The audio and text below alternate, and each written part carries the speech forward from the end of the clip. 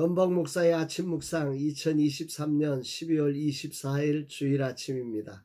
오늘은 요한계시록 9장 1절로 11절 말씀을 통해서 기회를 주시는 하나님, 이런 제목으로 말씀 묵상의 은혜를 나누겠습니다. 메리 크리스마스입니다. 오늘은 성탄 2부이며 주일입니다. 이날에 하나님의 큰 사랑으로 우리 가운데 오신 주님을 기억하며 영광을 올려드리는 예배자가 되기를 기도합니다.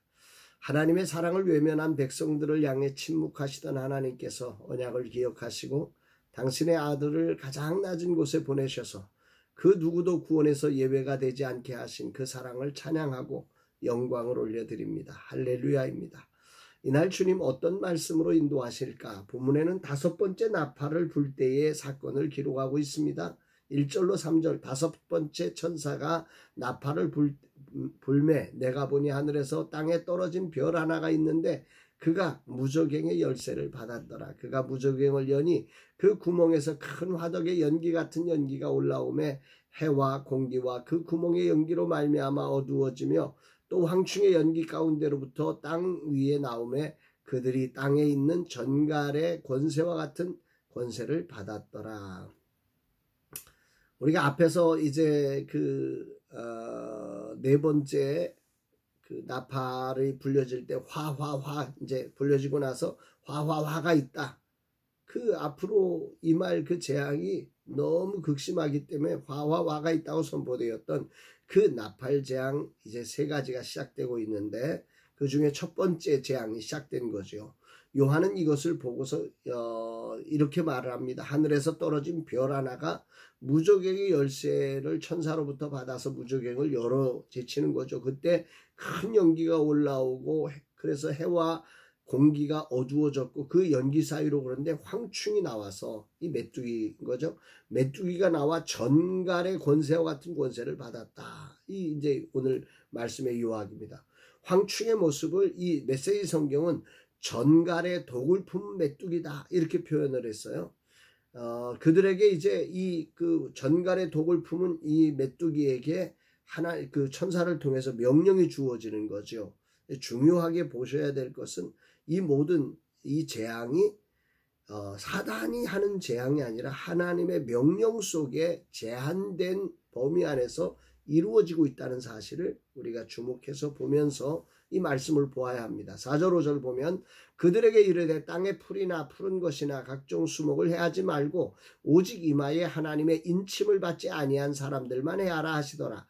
그러나 그들을 죽이지는 못하게 하시고 5달 동안 괴롭게만 하게 하시는데 그 괴롭게 함은 전갈이 사람을 쏠 때의 괴롭게 함과 같더라. 여기 초점은 하나님의 인침을 받지 아니한 사람들만, 그러니까 구원받지 못한 하나님의 백성들이 아닌 그들을 향해서 이 황충, 그 전갈의 독을 품은 메뚜기가 그들을 공격하게 한다는 거죠. 그리고 그들을 공격하지만 죽이지는 못하고 5달 동안 괴롭게만 해라. 이렇게 하나님이 제한된 심판을 주고 있다는 거죠.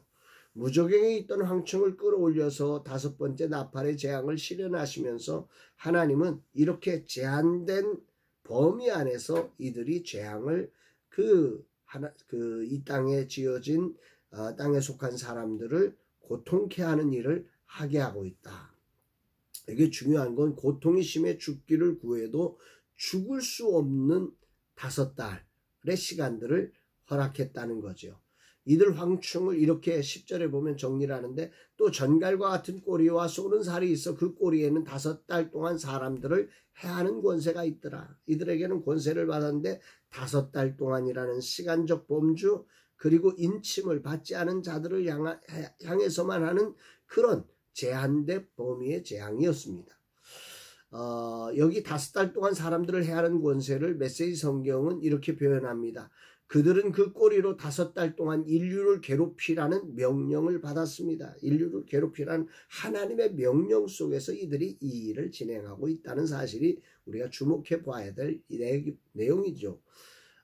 하나님의 인침을 받지 못한 자들에게만 할 수 있고 왜 그럼 하나님은 이들을 그 인침을 받지 못한 자들임에도 불구하고 죽지도 못하게 하시느냐? 이 심판의 이유가 어디 있을까? 왜 이들은 5달 동안 그렇게 괴롭힘을 당하는 것일까? 왜 그럴까요? 그 이유는 우선 의인을 핍박하고 하나님을 대적한 악인을 심판하시는 하나님의 거룩한 공의와 정의를 드러내기 위함인 거죠. 정말 우주적 고요를 만드시며 기도하는 이들의 기도를 들으시며 그 심판을 행하면서도 그 멈추셔서 그 백성들의 간구를 따라 심판을 진행하시는 하나님, 정말 공의롭고 정의로우신 하나님 아니십니까? 그러나 이들을 죽이지 않아요. 5달 동안 괴롭게만 하시는 거예요. 왜 그럴까요? 이 재앙을 통해 죄인이 회개하고 멸망을 피하고 은혜를 입게 하려는 하나님의 측량할 수 없는 크신 은혜와 사랑을 우리에게 알려주시는 거죠. 그것 때문에 그런 거죠. 그리고 가장 중요한 사실은 이 모든 것이 하나님의 통치 안에 펼쳐지는 사건임을 드러내고 있는 거예요. 오늘이라는 이 핍박의 현장에서 두려워하는 성도들을 위로하시는 가장 큰 위로가 바로 이것이죠. 이런 일들이 벌어지고 있지만 이 모든 것들이 하나님의 통치 안에서, 하나님이 허용한 범위 안에서만 이루어지는구나. 이게 믿음으로 살아가는 성도들에게 얼마나 큰 위로가 됐을까요? 정말 우리 하나님은 오늘도 우리 인생의 주권자가 되심을 찬양합니다.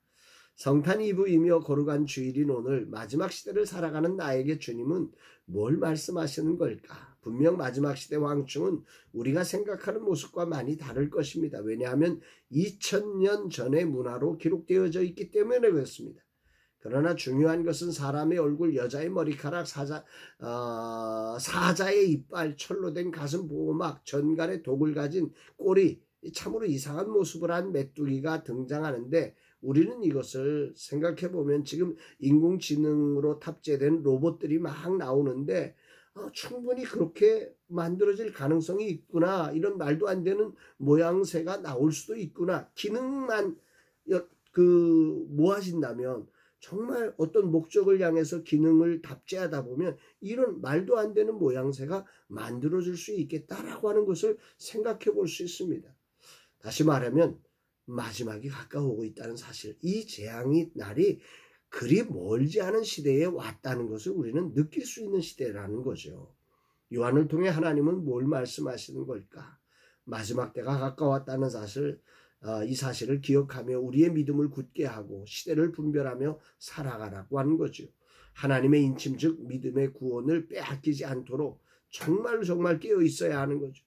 그리고 한 영혼을 그토록 사랑하시는 아버지의 마음을 정말 기억하면서 잃어버린 영혼을 향한 사랑을 포기하지 말아야 됨을 깨닫게 됩니다. 마지막 심판의 순간에도 5달 동안 죽이지 아니하시고 기회를 주시는 하나님, 정말 기회를 주시는 하나님, 영혼을 향하여서 그 심판의 한가운데서도 기회를 주시기를 원하시는 이 하나님의 마음을 우리가 성탄의 절기에 가슴 깊이 기억해 봤으면 좋겠습니다. 우리를 구원하시기를 그토록 원하셔서 당신의 아들을 이 땅 가장 낮은 곳에 보내시며 십자가에 죽기까지 참으신 하나님의 사랑을 기억하며 우리에게 주신 이 구원의 감격을 굳게 지킬 뿐만 아니라 잃어버린 영혼을 구원하기 위해 충성하는 자로 살기를 다짐하게 되는 아침입니다. 주님, 당신의 그 사랑을 찬양합니다. 주님이 오셔서 저 같은 자를 구원하시고 당신의 자녀 삼아주시고 당신의 동역자로 일하게 하시는 그 기회를 열어서 나를 기다려주신 그 하나님을 정말로 놓치지 않고 굳게 잡으며 이 마지막 때의 주님의 마음으로 저 잃어버린 영혼을 향해서 정말 뜨거운 사랑으로 달려가는 주님 닮은 종이 되게 하여 주옵소서 고백하는 날입니다. 사랑하는 여러분, 여러분들의 삶, 이 성탄을 앞둔 날 정말 이 하나님의 사랑을 다시 한번 기억하면서 기회를 주신 하나님을 붙잡으시고 우리의 기회가 선용되어 주님을 영화롭게 하며 주님이 증거되는 거룩한 우리의 시간들이 되기를 주의 이름으로 축복합니다. 사랑합니다.